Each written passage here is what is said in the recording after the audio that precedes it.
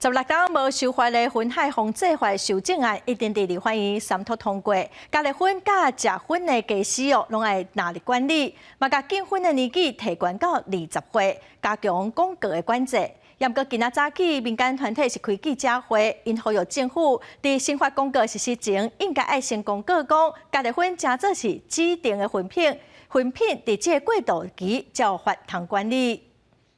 落实烟害防治新法12则通过三读的混害防治法修正案，其中有规定，指定粉品的必要组合文件才要立管。不过，所无公告加热粉是指定粉品，董事基金会等团体就呼吁政府要赶紧做，若无就是咧互粉商放法律假期。所以，当你没有指定它是必须要被检验，必须要先经过健康风险评估才能上市的烟品，它基本上按照通过的烟害防治法。 它就能够进行贩卖了，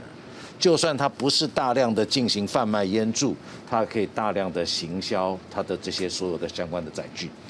董事基金会表示，若加热粉继续无法度管，就是进前讲的街头通四界有宣传广告。另外，伊嘛呼吁伫广告混害防治法实施迄天，嘛要公告修正后的粉品资料申报办法，包括加热粉草条要申报才通卖。 除了烟草本身的这个有害物质以外，实际上添加物也是一个重点。那加烟又多了一个产生烟雾